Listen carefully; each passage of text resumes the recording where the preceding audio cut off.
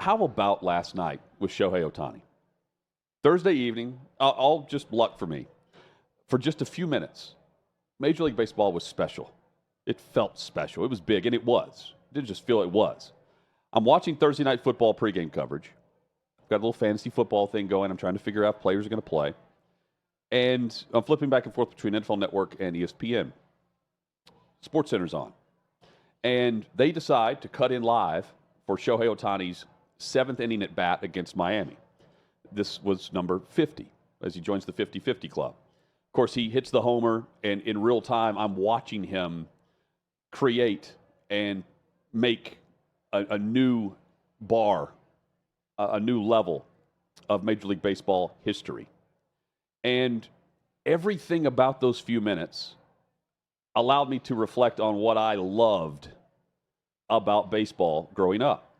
You know, you had the McGuire-Sosa chase. You had, even when I was in college, you had the Barry Bonds. Everyone's going in live to that and win the at-bats. And I was able to witness greatness again, like all of us, last night. And I was able to do it live. It felt like old ESPN, too, by the way. It was greatness. The player, the record, the box score, which is insane. Even the decision by ESPN to go to it live was a last-minute call, according to Nicole Briscoe. And speaking of calls, the play-by-play call of the homers was exceptional. Here's Joe Davis on Spectrum Sportsnet. On a 1-2, Ohtani sends one in the air, the other way, back it goes, gone! One-of-a-kind player, one-of-a-kind season.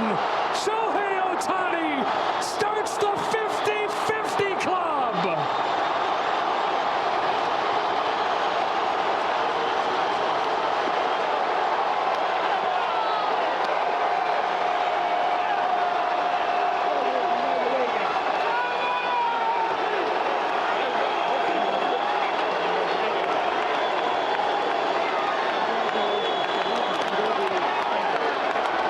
I love how he lets it breathe here. He stays out of the call, and you watch it. You know, it's to me, the call met the moment. It met the level of the moment, and everything was perfect. The the greatest game, and the in the moment play-by-play call of number 51. He gets back at bat in the 9th inning, and here's Davis on the call of this homer. Certainly smiling. We all are watching this guy. Oh my gosh! Shohei Ohtani! The greatest day in baseball history!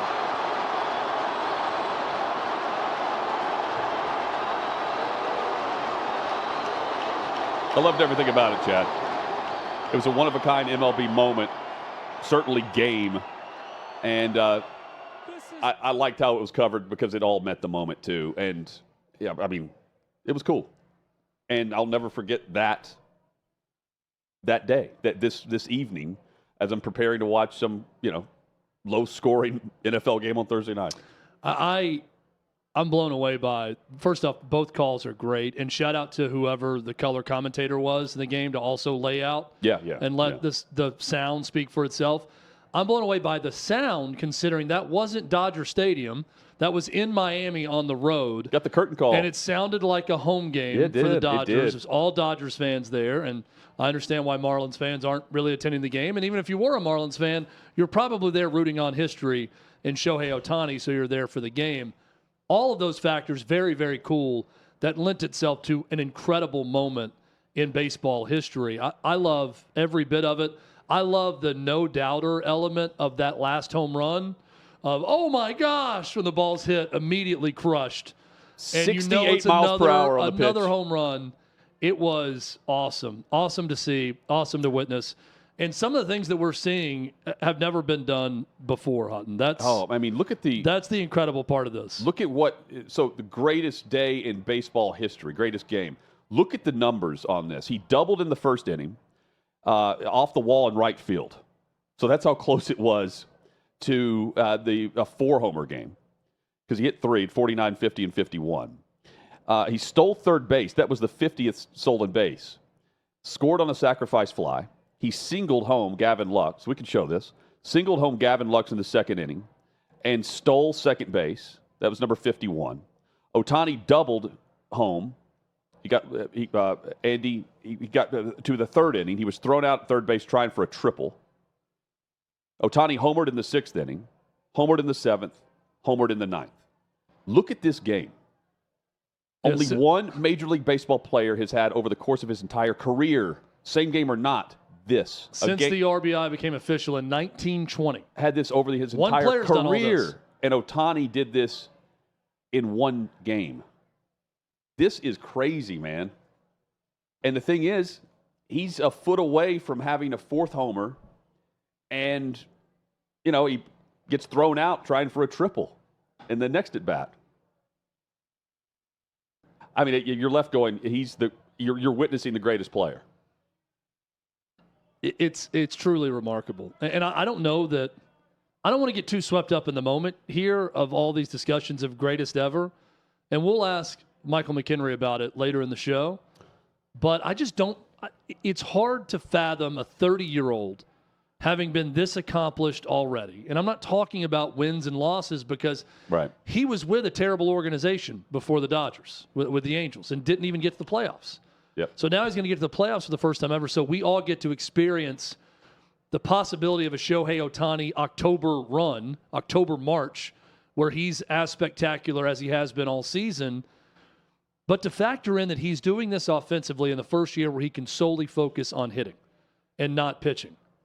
It just blows the mind to think about what he could have done just hitting had he not pitched to start his career. But then, oh, by the way, let's factor in he's a top 5, top 10 starting pitcher in baseball when he's healthy and pitching. What's his highest home run total while he's been pitching as well? I think 41, I want to say. I mean, I saw it earlier today with the Angels. I mean, he's playing in double headers. He's refusing to sit out a game after pitching. He's DHing the nightcap on those days when he's with the Angels.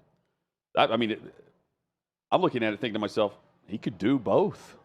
Well, he can, and he has, and he's done it very well. But I'm just thinking, he's got 41. This is the first time he's just a normal baseball player. Like, he's not worried about a starting pitching day and then hitting every day also. And look at what he did in that season. But think about what I understand that. But look at what he's done while pitching. I mean, he's 9 homers away from 50. No doubt. I mean, that's what's incredible about this season. And the first time we've seen it, 46 home runs was his most. I mean, that's in 2021. Nuts. It's crazy. And think about this too, like with Tom Brady. Oh, he's the greatest quarterback of all time. There's always you can name 2 or 3 other QBs that you would argue, right? If you want to. It's really, everyone just says he's the Babe Ruth, which no one saw play. And you see glimpses of Babe Ruth, the legend of Babe Ruth. And in this case, there's really no other player that we're discussing that comes close to what Ohtani's done. That, to me, it makes it much easier to have the greatest player discussion about him. Yeah, and it's a worthy discussion having now, given especially this season. And I just feel like even if Babe Ruth was alive today and could watch Shohei Ohtani play and pitch, yes. Babe Ruth would say, yeah, I'm not as good as this guy. Yes. There's been a lot of medical and athletic advancements in the 100 years since I was in my prime. And this guy that I'm watching now, 100 years later, is a better baseball player than I ever was. He's doing something that no one believed anyone would ever do. Right. Babe Ruth wasn't stealing a lot of bases, as an example. No. He just round them. Right. But Ohtani's recalibrating what the bar is for true legend and true greatness of baseball players. Right? Like, and that goes without saying based on what we're seeing here. It's outstanding. And I'm just glad that in the moment, everything was great, And Nicole Briscoe, I'm glad that she admitted, like, hey, props to our production staff that last minute we took this, because they were in the middle of, like, some, pregame coverage to cut in. Thank you. And thank you for lobbing up the 68-mile-per-hour pitch by the position player to Ohtani for 51.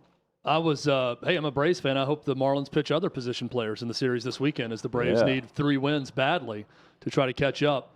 I was watching the Prime Video pregame stuff for Jets and Patriots. They didn't talk about it. So ESPN cut away to it. Everything I saw was on social media in the moment as it was happening. Yeah. Chad, in the moment. On Prime Video also last night. Yep. In the moment, we watched Aaron Rodgers and the Jets get to 2-1. And Aaron Rodgers looked like Aaron Rodgers. Yes, he did. So the Jets, they're the first team in the Super Bowl era of the league. A team with 400 or more yards on offense, 40 or more minutes in time of possession. No turnovers, no touchdowns allowed. If you're a Patriots fan, yeah, it sucked. Meanwhile, Rodgers, playing 3 games in 11 days, has the Jets 2-1.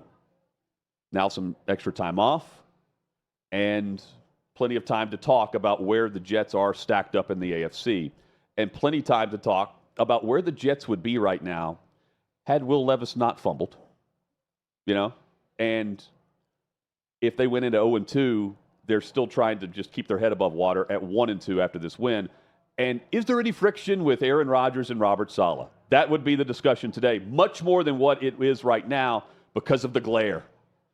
And Rodgers clarified after the game. He said, "Hey, I went off the field. He's tried. Saleh's coming up for the arm around the shoulder pads. Like, great job."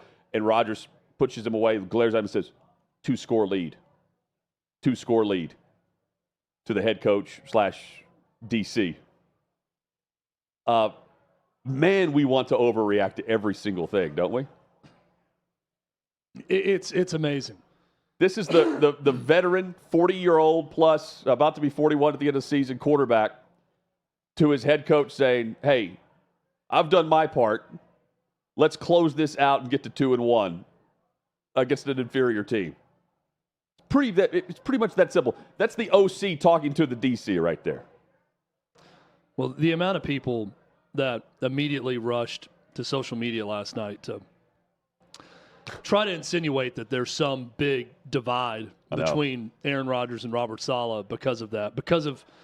Let's face it, 2 bros doing bro things in a bro moment after a touchdown pass where he's coming to the sideline.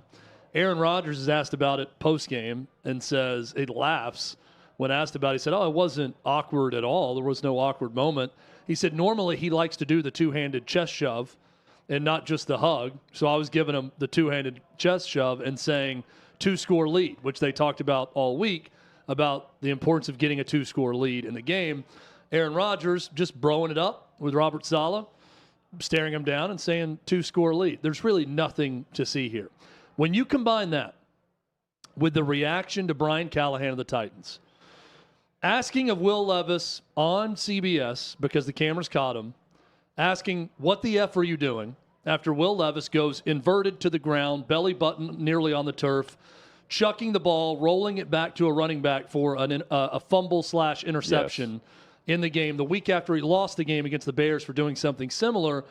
And people were up in arms about that. Oh, Brian Callahan is showing up his quarterback. Brian Callahan needs to watch out. Cameras are watching him at all times. Brian Callahan apologized after the game in his press conference on Monday about, I need to be more cognizant and aware that cameras are following me at all times and probably don't need to do that. Don't apologize. Brian Callahan said exactly what everyone watching the football game thought. What the bleep are you doing? It's okay to verbalize everyone's thought in the moment to Will Levis. And Will Levis is a 25-year-old man that I would hope has been talked to much worse than that in his playing career. He does not give a damn if the coach is asking, "What the bleep are you doing?" He should just be really upset that he did it in the moment and not as concerned about the coach yelling that. Hell, I've wanted to yell that to my 9-year-old softball players at times. I don't use the F-bomb when saying it, but plenty of times I've had to shout, "What are you doing?" during a game. And parents don't even get mad at me.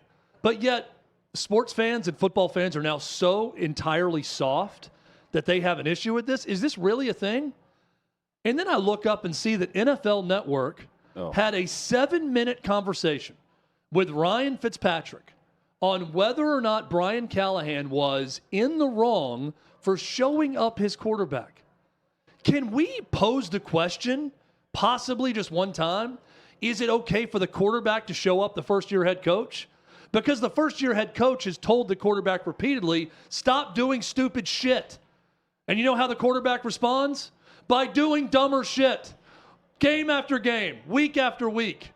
But, far be it. We can't have Brian Callahan dropping F-bombs to his quarterback when he does the dumb stuff that he's told him not to do repeatedly. Grow up, people. Grow up. This is grown-ass man football. People are going to cuss. People are going to get upset in the moment. Robert Saleh and Aaron Rodgers might punch each other in the face before the season's over. I don't know what they do to celebrate. It might happen, and you're going to have to deal with it. Let's stop getting so emotionally charged and worrying about every little thing. Brian Callahan is not trying to show up his quarterback. He's trying to coach. He's being a coach. He's coached him to not do those things. So asking that question, there's nothing wrong with it. And stop apologizing, Brian Callahan. You're not helping either by apologizing for it. You shouldn't apologize. There's nothing to apologize for with that. And people that think Aaron Rodgers and Robert Saleh are at odds because of this, grow up. Well, I listened to Callahan. He didn't apologize for what he said. He apologized for he doesn't want to do it on a regional broadcast where cameras are what. He says he's going to talk like that to his quarterback. He admitted that. He's not going to change that. He doesn't regret what he said to the quarterback. He regrets that it's on camera to the point where it's being discussed on a Thursday, following the game. I don't want him to apologize for any of it. If CBS happens to pick it up when they flash to him quickly after in the moment, then that's on CBS. But I like the fact he was like, but I'm going to tell him that. I mean, where did Fitzpatrick played for Rex Ryan, did he not? Yes. With the Jets, I believe. Yep. I believe that was the year. Now, I don't know what Ryan Fitzpatrick said about it. I just know that was the topic of conversation. He says the coach shouldn't show up the player like that.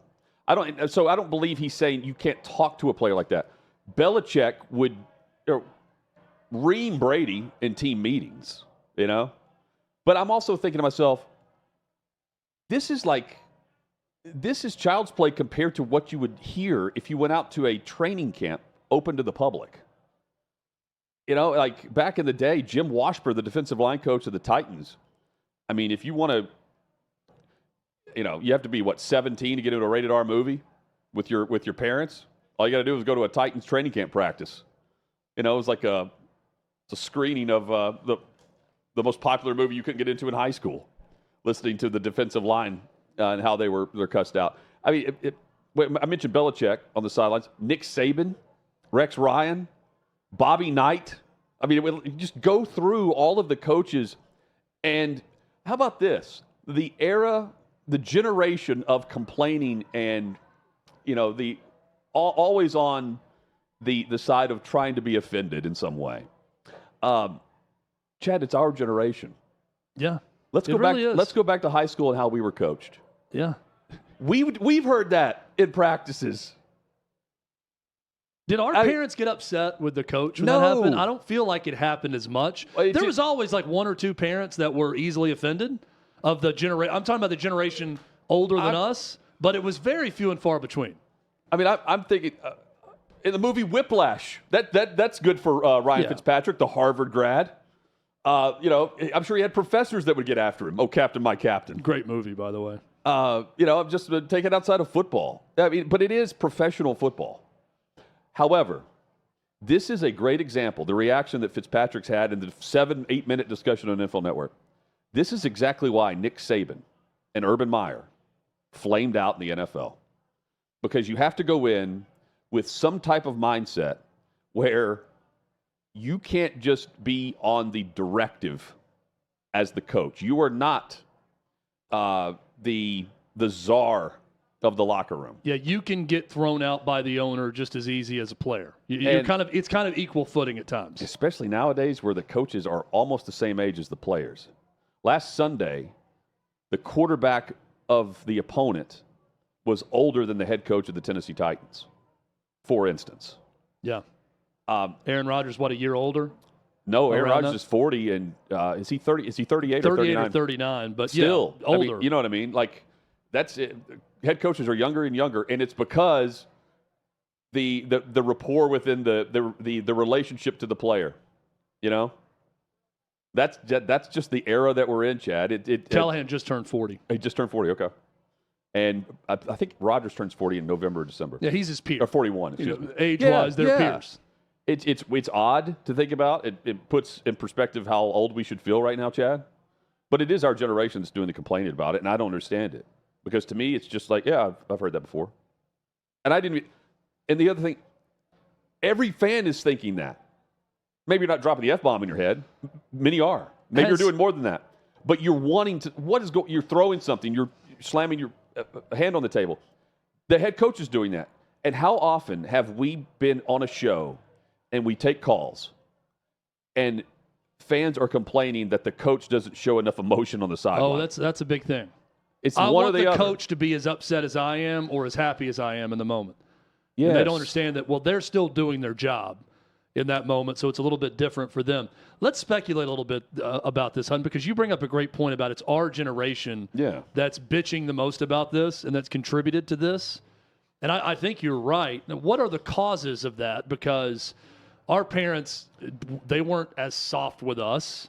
You know, we were told things growing up playing sports that people would be offended by now. I do wonder what level social media has upped this. You would think social media would make people tougher because they read bad things about themselves all the time, and it would sort of toughen you up. But I wonder how many people are thinking, like a Ryan Fitzpatrick, you can't be the head coach showing up the player because now you're lending that player to more social media abuse because now they feel validated when they see the coach yelling at the player the way they want to yell at the player. So now they've upped the level of discourse online for that reason. Yeah. Is that part of it? Because all these players are online on social media and seeing all of it, and some players or people our age feel like, hey, don't add fuel to the fire that's already going to be bad with fans by showing that player up publicly. I can see how that's a thing, but I also, to be clear, it is the coach's job to coach. It's not the coach's job to worry about the social media backlash a player is facing. No. At any point. So in the moment, you got to coach the way you need to coach. And everyone's different on that. You know, there are coaches who would not respond the way Brian Callahan did also, and probably would have been very calm. Many would not. Yeah, would have been calm or not said anything. And well, see, here's the thing. There have been some taking, clapping as they came to the sideline. Right. And, there's different ways of doing it. If it's reversed, like Brady on the sideline bitching out Bill O'Brien, we all remember that on the bench, on the heated seats, the heated bench. If it's the reverse, it's like, oh, look at Brady taking over and telling the coach what he wants and what's not working, right? And many times the offensive coordinator is on the sideline or on the phone reaming out the player. We don't see that because the camera's on the head coach. In this case, it's head coach and play caller. I mean, it's just. We have seen the booth shots though before where someone's on the phone screaming, letting them have it. Yeah. I mean, so it's just. And Fitzpatrick had a long career, played for many, many teams, and that's not a slight. I'm just saying, like, he's played for many coaches, and I'd say the majority of them have a bit of an anger issue. But that's kind of what coaches do, especially in football. To me, it was just kind of a. He's very honest, by the way, in press conferences. He's just being honest with the moment. And he should react like that. We all did. So what's he going to do if it happens again Sunday? He's going to probably ask the same exact question. I know. In the same exact fashion. Also, it's fine that football is a tough guy sport. Yeah. We want it to be tough. I do not want to soften the edges of football. If you like football, you like football. And part of the reason you like it is because you like going back and watching old footage of Vince Lombardi or Don Shula getting after players the way he would. I mean, you like that. We revere Bear Bryant. I mean, those tough guys we're talking about, that's part of the game and part of the reason we love it. I don't want to soften that part of it. And it was Callahan. I don't want a coach being a psycho and, putting someone in danger at all times. Right. But you need to be tough to play this sport. Psycho. And I feel like former players don't do a good enough job of conveying that. The Ryan Fitzpatrick part of this is one of them. Well, I think it's the public nature of it. I want more former players, though, that are now in the media not to be like, man, I wish my coaches would have been more positive with me. Probably could have, milked out another 2 or 3 years in the league or this. I just want someone to say, and some do, but not as many that I would like, that played in the league to say, by the way, you gotta face the music in this league. Like, it's grow up or get out. Levis you got to be a big boy about these things. Levis said it was just the reaction that was probably warranted. Oh, and Callahan, by the way, is the OC in Cincinnati. He wasn't the play caller. OC in Cincinnati that went into the meeting room and ripped them to shreds. The Bengals at, 0-2, one of their 0-2 starts, very slow start, and ripped the offense to shreds. And then they came out and won and went on this winning streak, even with Burrow getting hurt. Right? So, this is him. It is interesting. We never saw Vrabel do this on the sideline as much of a... He was probably better at hiding from the camera. I think he knew where all the angles were, so he probably could turn his back when he wanted to get onto someone. Chad, dumpster fire of the week, shall we? Yeah. Davey Hudson about to join us, and he'll join in on dumpster fire of the week. To me, Carolina Panthers are low-hanging fruit. You guys are welcome to use it. In fact, coming into the show today, I figured they would be on the list. I bring up, though, the New York Football Giants. Daniel Jones, going into this past Sunday, had not thrown a touchdown pass since week 2 of last season, September of 2023. The Giants lose to Washington on Sunday, and they make unfortunate NFL history. They became the first team to score 3 or more touchdowns in a game. They did not allow a single touchdown defensively, but they still lost in regulation. Daniel Jones had 2 touchdown passes, did not throw an interception during the game, and they lose in regulation. The Washington Commanders win. They had 7 possessions total in the game. They scored on all 7 with 7 field goals in a game where the Commanders never punted. They won a game after signing their 5th kicker in 4 months, Austin Seibert, with the Commanders. They signed him on Tuesday. He hit 7 field goals for a new franchise record on Sunday, and Brian Daboll's throwing his headset, and here's why. Minutes before the game-winning kick for Washington, Daboll and the Giants, they had to go for it on 4th and 4 at the Washington 22-yard line. Why? Because the game was tied 18-18. Instead of just kicking the go-ahead field goal, they had to go for it on the 4th and 4 from the Washington 22-yard line. Because in warm-ups, Graham Gano pulled his hamstring or something. He exited the game. It was the opening kickoff. Graham Gano hurt his hamstring, and they did not have a kicker. They tried to use the punter, who was 0 for 1 on extra point attempts on one of the touchdown passes from Daniel Jones. So they lose on 7 field goals, 21-18, when this is a layup, and at worst, they go to overtime. And instead they lose, and he's spiking his headset on the sideline in a moment that every fan wanted to do as well. They did everything but win the game. I think dumpster fire. I think I still would have gone with a 38-yard field goal attempt, even though he missed an extra point. I didn't see how bad he missed the extra point. I should say that. Not close. So maybe it was the right call, but I don't know. Even with a punter that has kicked in the past, I might go with the under 40-yard field goal to tie. That's a tough one. So I'm having a tough time. I was of the impression, reading the news and seeing financial updates and everything else, that America's in a tough spot economically right now, and that work for those that don't have salary jobs is hard to come by at times, and interest rates are where they are, so people don't want to build, and they don't want to move homes, they don't want to do this. So contractors should be looking for work.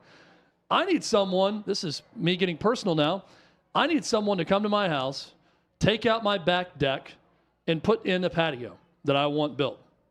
I've had 2 people. One has actually come to my house to give me a quote, will not return my call now, cannot get a call back for a quote. Wow. The other person just stood me up today. Had him coming out for a quote. I have the money. I'm willing to give you the money to do this thing that I really need done and want done in time for fall, so I can enjoy my back patio space. But instead, this person's supposed to come by at a certain time, 10 minutes past a certain time, text the person, and I say, hey, are you close to getting here?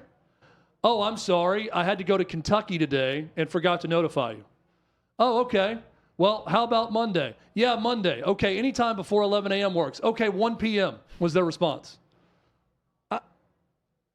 What are we doing here? There are thousands of contractors out there. Everyone can't be booked up right now. There has to be someone who needs work. I want to find the good contractor that needs the work, that wants the work, that will actually come and do what I'm giving you money to do. Please. Contractor situations, the dumpster fire of the week. Davey, doesn't he sound like Randy Marsh? Remember the episode there's of South Park? definitely some of that in there. I don't even know who Randy Marsh is. Randy Marsh from South Park. Do you guys not tries to teach his kids? Guy. Do you not know how to fix a common issue? You get out your phone and you call the handyman. And the contractors are controlling the world because they're all booked up. I could take a sledgehammer to the deck.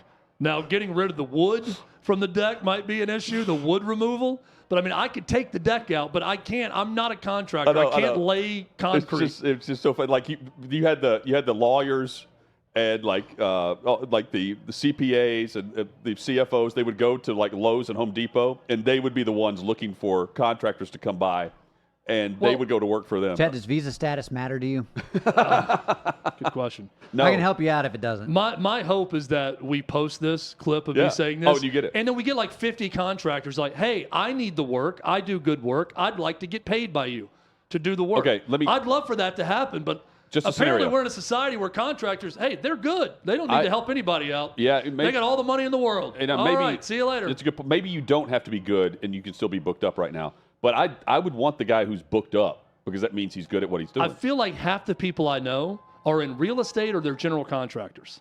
Like half the guys. There are so many of them just in this area.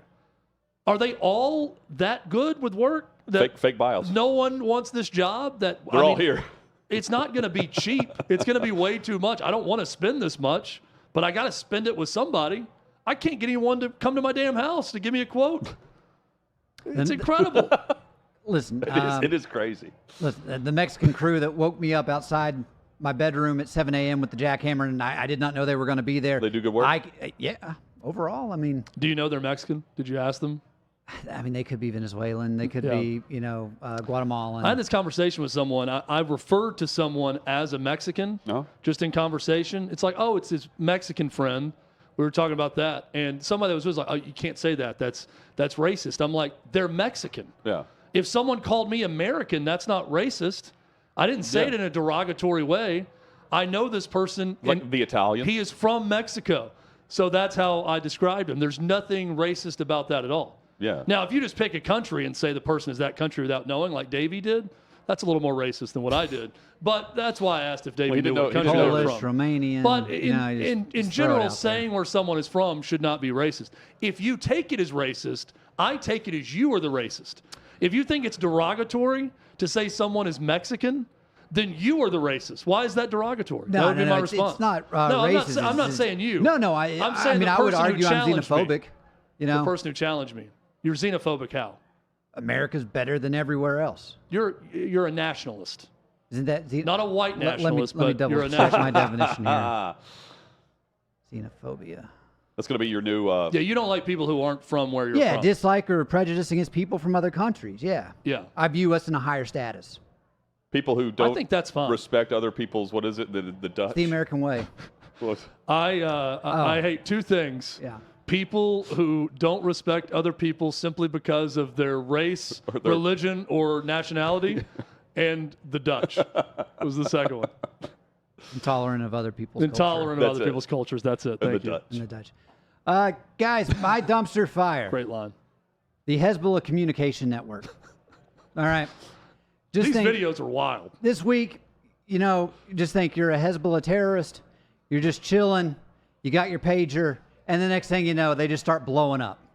You have some people die. You get some people with their nuts are blown off. Hands are blown off. They're blinded. You're already having a bad day. And there's really some more information that actually came to light, which was fascinating. Some of the initial reports were that the pagers were ordered as like an in bulk order. Israeli forces intercepted the transfer as they were being shipped. That was not the case. It actually turns out Israel created this front group for Hezbollah to order the pagers from. They then installed the explosive devices within, shipped the pagers out. Hezbollah then distributed them to their network, their cell group. And so we saw that was bad. Then yesterday, or might have been Wednesday, we then were hearing reports that their walkie-talkies were then doing the exact same thing. They've had to go low-tech because obviously if they use high-tech stuff such as cell phones, what have you, they're going to be able to be detected. And so they thought, hey, you know what we can do? We can go back to the 1990s and use pagers. That way we can stay off the grid. A lot of beeps. And we'll be okay. And little did they know, thousands of their people were going to face some cruel but funny punishment, in my opinion. This is like the British infecting all the Native Americans with smallpox by handing out quilts and blankets. Yeah. Well, it's boxes of pagers. It's very like 1980s Cold War novel type espionage. It's a great killing. spy story. Yeah, it's like the big cell phones with antennas. It's so low tech, and it sounds like something made up, in a Tom Clancy novel. Yeah. That you're blowing up pagers and walkie-talkies. It's a really interesting story for a number of reasons. My wife brought this up and was like, they could probably put it in cell phones too, and people could blow up our cell phones if they wanted. And my response was, if someone really wanted to kill us, they could just poison us like the Russians do. They could shoot you. There's so many different ways to just kill a civilian. For some reason, we are worth more life. We are worth more life. Also, I'm not a terrorist, so I'm not worried about another country infiltrating my devices as much. But I'm like, if we're going to worry about that all of a sudden, is this cell phone? My cell phone's certainly big enough for a bomb to fit in it. It's an iPhone 8. So can they put bombs in there? Sure. But am I going to worry about that? That's on the next update. You don't have to worry about that, Chad. Yeah, that's the update that's coming. I'm more terrified of the Russian way of just poisoning people by touching them. They could put something on your skin and suddenly you're convulsing within 10 minutes and dying. Davey's right, though. You end up with a pager clipped onto your belt, and that's a dumpster fire. I can't think of the pager without remembering Alan from The Hangover at Caesar's Palace just being like, I'm not getting a cig on my beeper. And he's like, do you have a payphone wall? Like, what? He's like, well, your room has a phone in it. And the fanny pack? Yeah. That's the next thing that's going to start exploding. Fanny packs. I do like the visual of terrorists with fanny packs, too. Yeah. Everywhere they go.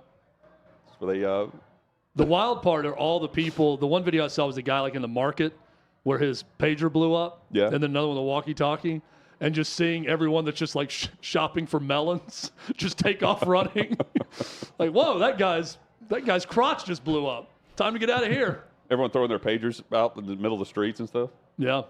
Yeah. Wait. So these are they still wearing pagers? Not anymore. No. No, I think they've done away with the pagers. They can't communicate.